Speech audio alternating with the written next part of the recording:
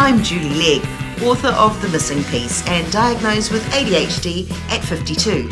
And I'm Gel Legg, diagnosed at 55. Welcome to ADHD Difference. In this episode, we're going to be talking about ADHD and dating. Not so much relationships, it's a big subject and we'll have several episodes to cover different elements of it, but today it's all about dating. I thought we should start off with some of our ADHD traits and how they can impact some of our dating skills or our dating experience. So we've got the likes of impulsiveness, over-talking, overthinking, the fight or flight response that we'll often have, and also our search for dopamine along the way. Yeah, and I think I'd like to start by saying I haven't done a great deal of dating, but I've only spent, a year or two of my entire life single. So it's not that I haven't had relationships pretty much back to back. It's just I've never really spent a lot of time on the dating scene. I had to really think about how many people I'd dated in that traditional sense. Impulsiveness, all those various things that come, the traits that Julie's just mentioned. One of the things that's defined my dating is if I meet someone, I'm pretty much all in straight away. I know that's a bad thing. It's only a bad thing if the other person actually just finds that just too much. And there would have been dates, I guess I would have been on where it was pretty obvious straight away that I was a bit too much for them. But yeah, you hear of people all the time who are dating for weeks and then months, and they're just taking it slow. I've never taken it slow. That's not something I've ever done. I can't understand that concept. That doesn't mean there's anything wrong with that. It's probably the right way to do it. But looking back with a late adult sort of diagnosis of ADHD, I've reanalyzed and looked back at all the times I've dated or had relationships, whether they've been 3 months, 6 months, sometimes 10 years. But there was never any question of going slow with them. No, and our relationship, for example, and again, we'll talk in detail about that in other episodes, but we didn't date either. No. We knew each other 30 years ago in a band, and we knew each other for 2 or 3 years, and we didn't date. There was no romance or relationship whatsoever other than we were friends in a band. And then when we got together 12 years ago, it just dived straight in, really. Yeah. It was very quick. Yep. There was no dating or seeing if it was right. We just knew it was right. And to be fair, with past relationships that may have lasted for many years, we knew they were right when we went into them, and they were right. They were not disasters from day one. Relationships can fall apart years later. It's very common. So it doesn't... We don't carry any battle scars that we really got that one wrong. Every relationship brought something to the table that we're glad we had them. We don't regret a single relationship. Yeah. Fair to say, do you think? Absolutely. Yeah. I think too, when we talk about our ADHD traits, things like impulsiveness, I think it goes both ways. I would be more impulsive on a date to go, hey, let's do this, or and I was seeking that from them as well. So many dates that I've had, in hindsight, they probably would have been ADHD as well, although I'm not trying to diagnose anyone. But they had that element of impulsivity and spontaneousness that I loved. That was great. Those that didn't kind of have those traits that matched mine, my dopamine levels just didn't quite get there at all, and I could become quite bored quite easily with my dates. That was a struggle. And from my understanding too is that, and I think my experience and the experiences you've shared with me is some of those dates where you stopped the dating after 3 or 4 dates, often the feedback would be, I don't understand. We're really having lots of fun. We're getting on just great. So from their perspective, we just seem very strange people to date because we could stop that quite quickly. And I really feel sorry for them. They just don't understand why we stopped. No, on tracks. And neither did we at the time. And I think this is, so it was a bit unexplained for us as well. Impulsiveness on a date or at random dates with random people, potentially doing random things, but also over talking. You've had an experience. Yes, I can remember probably the first time I went on a date. Yeah, there was someone I really, really wanted to go on a date with, and somehow I pulled it off. I don't know how now. And we just went for a drink, and I talked my way through a couple of hours, and I must have completely bored them silly. I thought I had quite an exciting world at the time, being in a band. I thought it would just be a shoe-in. There's lots come along to rehearsal, a gig, whatever. It's such fun. But I didn't stop to listen to them and really look into who they were. And so that ended after one date quite quickly. Yeah, and so that makes a lot of sense to me now why.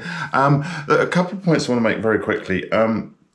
One is that we've never knowingly dated or had a relationship with someone who was diagnosed with ADHD, apart from each other, no one else.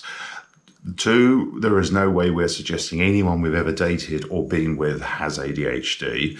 And in that regard, where we may have very quickly fallen into a relationship with someone, they may have displayed characteristics of ADHD, but doesn't mean they have it at all or had it. It just doesn't mean that at all. There's no implication. It may be that they were just intoxicated by the energy that we can bring to a party or space. Absolutely. Energy is huge. You don't have to be bouncing off the walls to have energy. You can see it in expression and just how you deliver a sentence and, sparkling eyes and, just the passion. Yeah. And that can be quite intoxicating for some people, and they may feel their feelings towards someone with ADHD might be even stronger because we're displaying that. And when you think about normal dating, who would know? But often it's it's a slow pace. There might be some sort of standardization around dating and where you go and what you do and what you talk about potentially on a first date. But with no filter and no regulation. I know you haven't done a lot of dating per se with that regards, but I'd just ask whatever questions I had in my mind, and some were quite blunt questions, and some people were quite shocked, and others were delighted that I had, rather than skim over the top and sort of have a nice date, I got down to the nitty gritty. Fight or flights also. I know that I've exercised that in dating as well. As you said, after a couple of dates or even after one date, just go, no. And also, but we laughed so much. And I go, yeah. Probably because I was entertaining them, certainly not the other way around. And if I were to go back from a date and I wasn't enthused and more energized, it would be the opposite. I'd feel very drained, and I knew that feeling meant that the date probably wasn't going well, or not to repeat it, because what they other person were like on paper, it doesn't mean a thing. It's what they're like in person that matters. Yeah. So with ADHD, we're not talking about one attribute. So for example, passion and diving in with passion and intent and putting your best foot forward, that does not automatically qualify anyone as having ADHD. It's a whole range of different things that impact your life. In a negative way, they're a collection of descriptors. So it is possible that we've met our match in people on the dating or relationship scene who dive in with a lot of passion and meet ours, and therefore we can fall into a relationship quite quickly. However, the other aspects that we have on our character that comes from having ADHD are the things that then would trip that relationship up or break it. Right. So, for example, an unexpected big emotions when they thought that they had a sussed potentially could shock them or confuse them. Over time, when we're allowed to be ourselves and we drop the mask, often our real selves can be a bit of surprise for those that we're trying to impress. Yeah. So from my perspective, some of the dates I've walked away from after one or two dates, I think generally the pattern was, as you mentioned, boredom. I could look at someone and think, really nice. I really like you. This is quite an easy date. I can sense you really liking me, and this is just a natural space we can go into.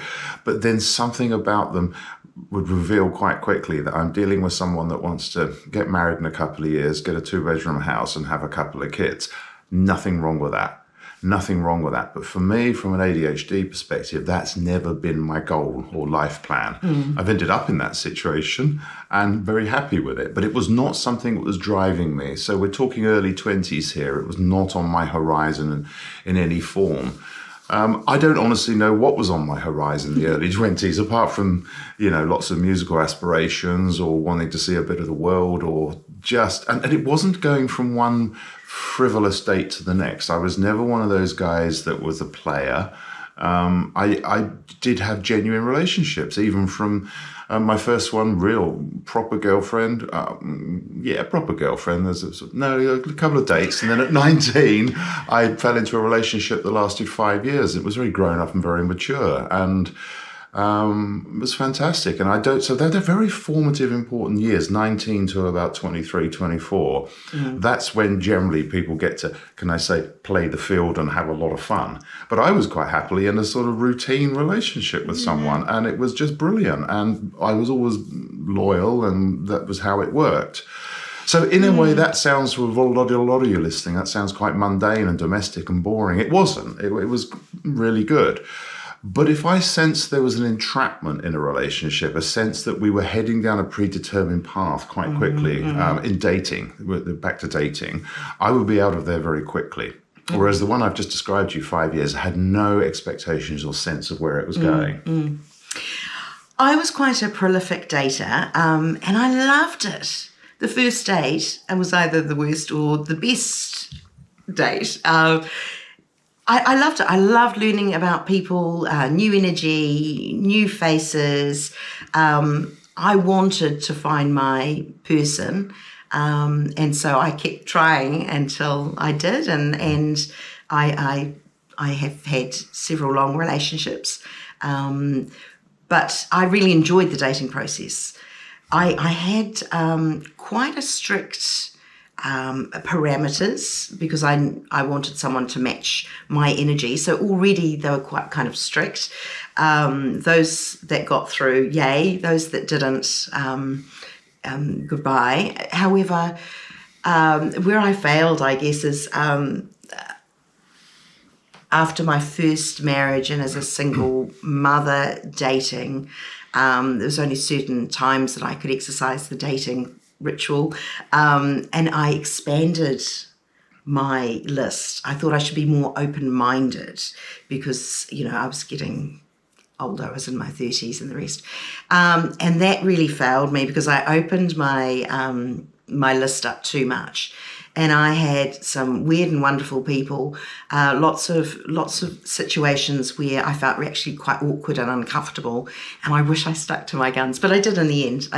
But it's kind of that learning curve, without being too strict on who you want to date, and be open-minded, but also have know your limits with regards to character traits or things that aren't good for you in your life.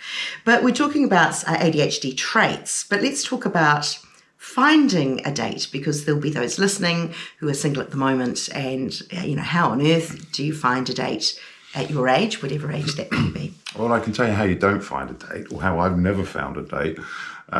So I'm a 60 child, which means 70s was having a big impact on me, 70s and then early 80s when I'm sort of, in theory, meant to start dating. So unfortunately, that culture of the 70s is ingrained into that young teenager, preparing mentally to go into the world of dating. And it was a dreadful culture. It was dreadful. It was always based around this thing called a chat-up line. The idea that, all the boys that were getting the girls, they had the charm. They knew how to walk into a situation and say just the right line to nail a date, which is the most misogynistic rubbish I've ever heard. It's just, even when I was young, I knew that was just fake rubbish. It was just not how life would work, surely. So I've never actually got a date by walking up to someone in a bar or some random person and offering to buy them a drink. That's Hollywood cliche. That's rubbish. How it worked for me was always just there was someone in the social circle that I would just make some time to have a conversation with. Generally bringing in humour. Humour always works, just because it's a fun conversation, and that brings out the best in people. And then maybe you get a chance to ask them to go bowling or do something, and it goes from there. So my dates were always driven from either a social circle or someone I worked with, or I have had the experience of building up a relationship online, actually, but it was with someone who was real. It wasn't, and I would not advocate doing it with a stranger. I've seen people do it with people who they just have never met, and they don't know if they're real or not. But this was with a real person that I knew existed, and knew the same people as I knew, so it was very safe. And so there are all sorts of different ways of doing it, but it's I think organic's the word. I think organic. Something just sparks and kicks off. You've got to have your wits about you. You've got to have your radar on, looking for that opportunity. You've got to take that spark from someone, read it just right, and just take it to the next spark and see if there's something a little more without being too pushy. Once the door opens and the opportunity to have a date, well, from the ADHD viewpoint, then it's bam, straight in. And now that can actually be wonderful. Now, there's some expression about that where you sort of get, some people, it's a bad thing where you get love bombed and then suddenly ghosted and dropped. I was never someone that love bombed someone. I literally dived in and let's get to know each other, let's have some fun, let's have some energy here. And that can lead to relationships lasting years.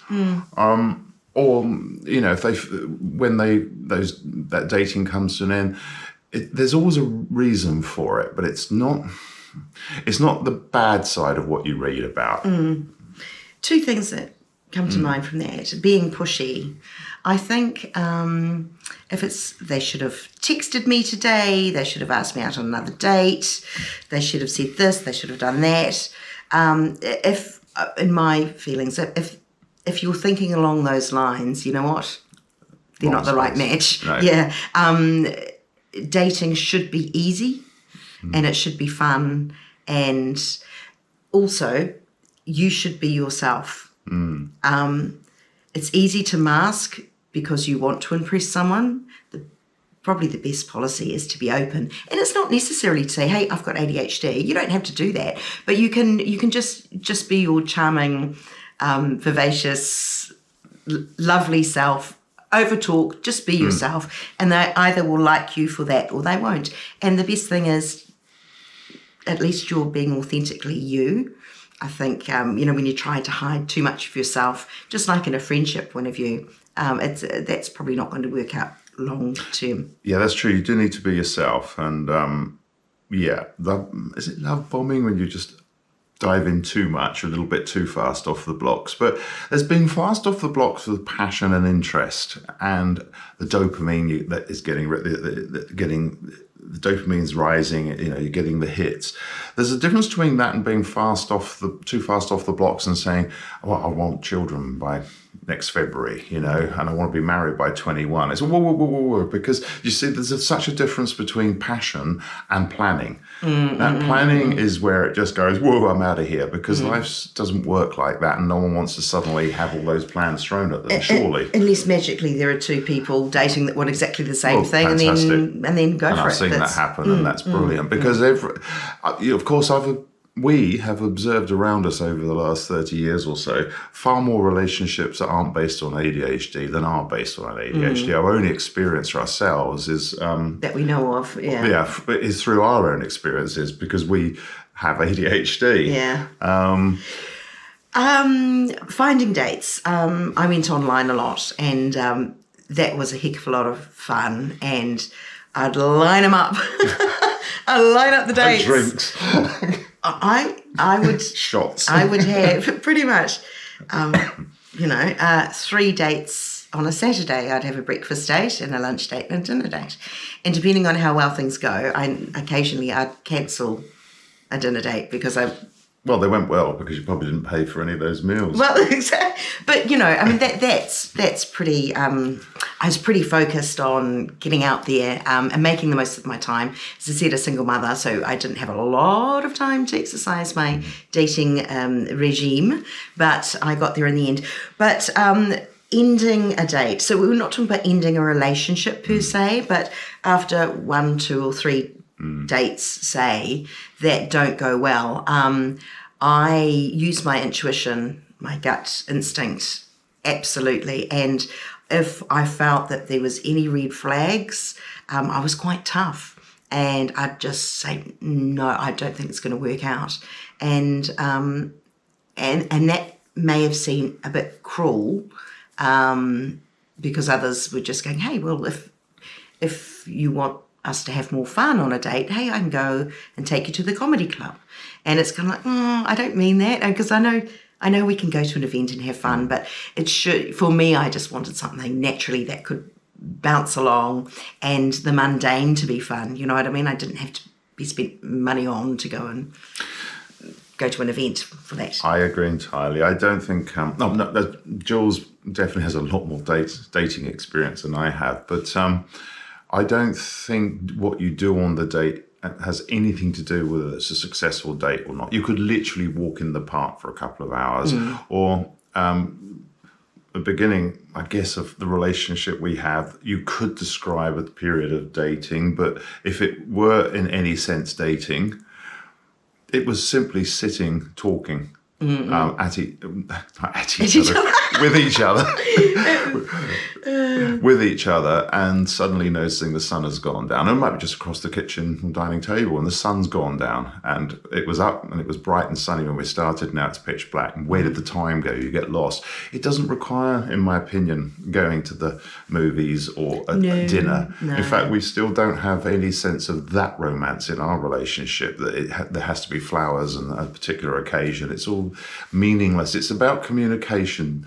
Dating for me, where it happens, all about, are we communicating? Are we really mentally getting on? The rest will fall into place.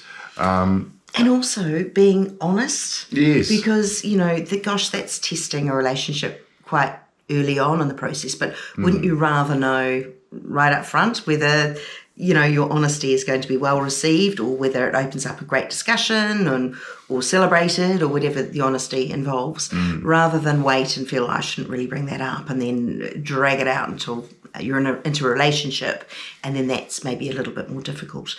Ending dates, yes, can seem cruel, but let's talk about bouncing back. Oh, yes. I've always bounced back quickly.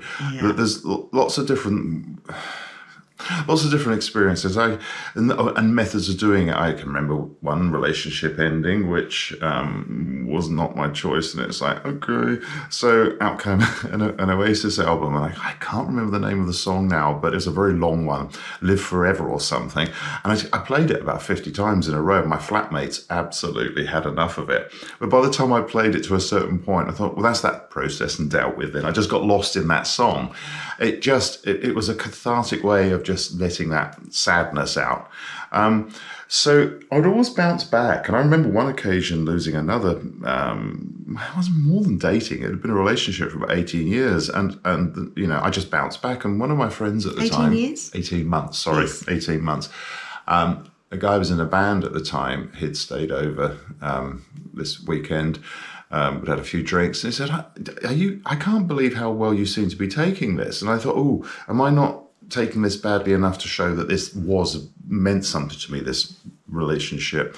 And I thought, no, because I can't stop it. I didn't make the call on this, so I need to bounce back. So whether it was dating a few times and thinking, I think the worst part about dating someone for a few times is generally they're in the social circle. It's like, how am I going to now cope with this moving forward in that social crowd? Yes. Because we sort of dated, we haven't explicitly either have said, you're not really that nice, or I don't think I really want to be with you. So it's not about character assassination, but it's about, wow, we've got to actually just move forward. But I always found it very easy to bounce back from any kind of negative side of things, because there's just always so many other things in life to do. And of course, to get the dopamine hit of feeling happy again, you literally have to get back into the scene. Yes. Now, there is ending a date, which could be a few times, and there's ending a relationship. Yeah, I know. And they are slightly different, because in a relationship, you've put a lot of investment over Yes. time. Right. And that isn't always a bounce back. There could be a lot of time ruminating about what went wrong and what could have been and things like that. But so on a date level, definitely pick yourself up, brush yourself off, and onto the next date. That's what I found.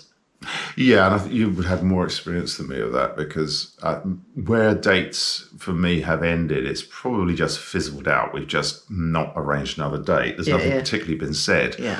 And I didn't see a need to say anything if it's just fizzled out. Yes.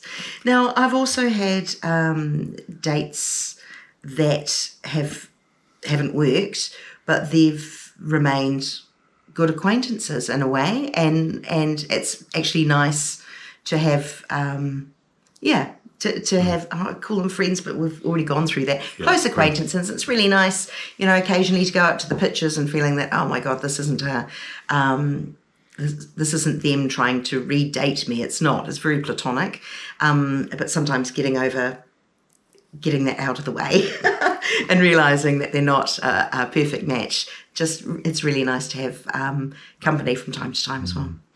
I do think a lot of you, the question will always come down to, and I'm sure people listening, is, people say, I can't imagine getting myself into a relationship. It seems so hard. Or I'm picking the wrong people and not having success. As Julie said several times, it's about honesty with yourself first, and honesty with them. You have to be honest with yourself and own your feelings and your view and the way you see the world. And if you know you have ADHD, obviously you have to own it.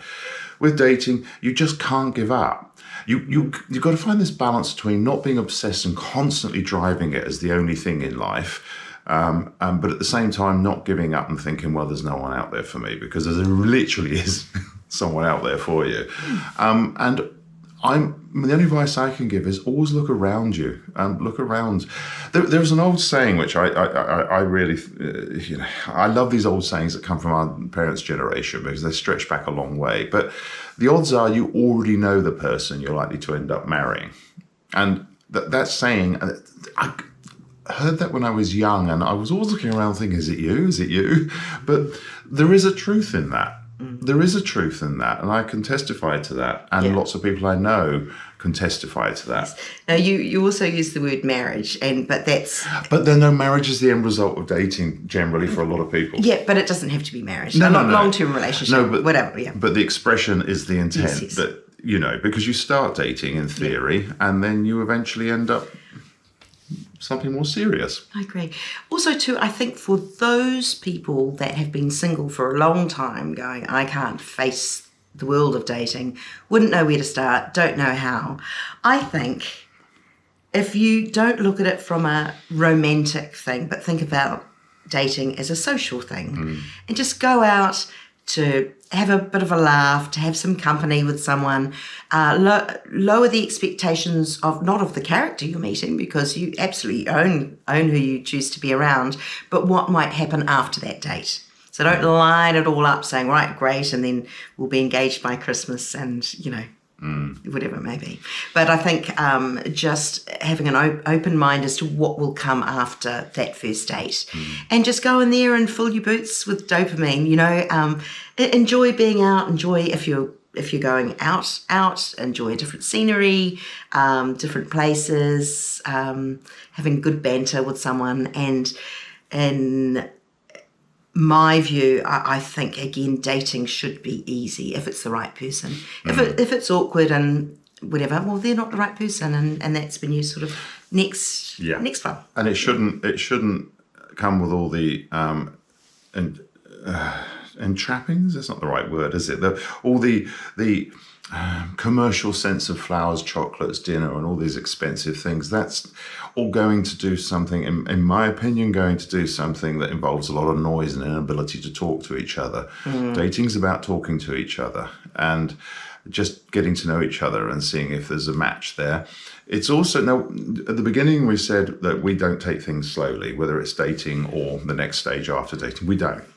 But some people with ADHD may take things slowly because there's a reservation, and that's okay too. Just because we don't doesn't mean other people can't. And there's a risk, of course, by jumping in there and being impulsive and all in. There's a risk that you invest a lot of time and money, and whether it's moving in together or whatever, without actually really ensuring that the gel, that you gel and through some good times and some rougher times and really know each other well. So yes, I can see definitely more reserved people, more gingerly approaching that. But I guess this is more about that's entering a relationship, and I think at the dating stage is the first step, right?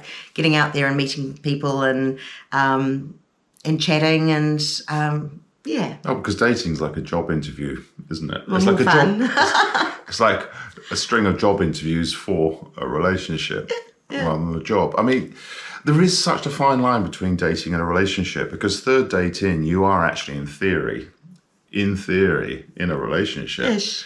Yes, you are. In theory, it's a very small one, or it might be about to flip into a lifetime one. It's such a thin line, and none of us, to be honest, whether we have ADHD or not, are experts on it. None of us can be in your shoes when you're doing it. If you're very aware of your traits and how they may be perceived and received by someone without ADHD, at the same time, just keep hold of that knowledge, because you may find yourself dating someone who is undiagnosed ADHD or has ADHD but doesn't want to tell you just yet for fear that you're going to run a mile. So keeping that one on board. Yeah, and also too, just because your date does not have ADHD, or that you sense that they do not have ADHD, it doesn't mean that it's not going to be a good match. What you're looking from them is some active listening on their part, and encouraging you to talk more, or finding interest in your interest. You know what I mean? At the end of the day, it's all about understanding and great open conversation. And then you can have that with anyone, neurotypical or neurodiverse, but picking up on the listening and that communication from the start, I think, is a good one. And I'm going to mention it, your book, because one of the things from my perspective, because I didn't write the book, is one of the things I love about the book, having read it, is that it's really awesome for people who are dating or heading into a relationship or related to a woman with ADHD. I shouldn't say someone, it's primarily women. So that's, and I had a conversation with someone recently around the book space, asking about relationships, and all I could say to this lovely person was, look, this book really is for your prospective partner to get some idea of how you think, or there's just as much chance you could meet someone with ADHD. And my advice, which was with a smile, not literal, not you must follow this, if you can find yourself someone with ADHD that you're drawn to, that's probably going to give you some good odds that it's going to be a shared journey. At least you're going to start understanding each other. Yes, and in fact, I think the lady in particular, talking at our authors' talk just this weekend, and a lady had brought in my book, for me to sign on the day, which is wonderful, and she had highlighted.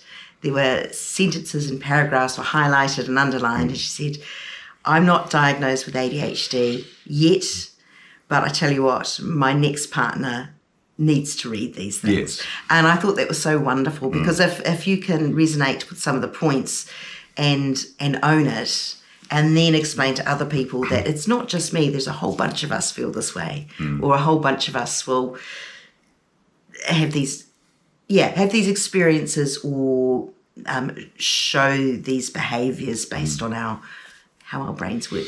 So it doesn't mean you have to find someone with ADHD to date. It doesn't mean that at all. But at the same time, it's not to be excluded from the general approach, because person A meets person B. Person A is determined to spend the next 20 years travelling the world and never settling down. Person B wants to settle down. You've got very little in common. having something in common does form the basis of a relationship and starts with the dating. I'm just saying, if you both have ADHD and you're both aware of it, just be aware that might stretch your odds up just to have a more successful chance at that. And we're talking diagnosed ADHD, because I think to undiagnosed ADHDers, while they might get on really well, again, they might not understand with regards to emotional dysregulation, for example, if that would happen, or quick temper.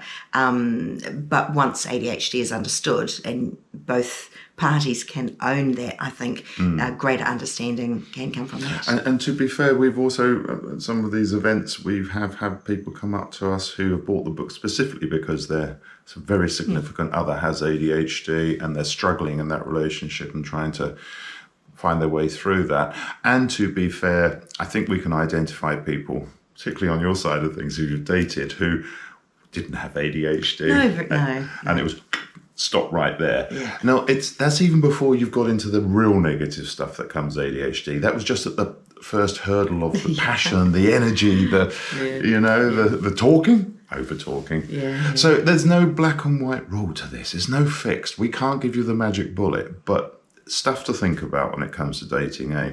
Absolutely. I think so. And that was ADHD and dating. Thanks for listening.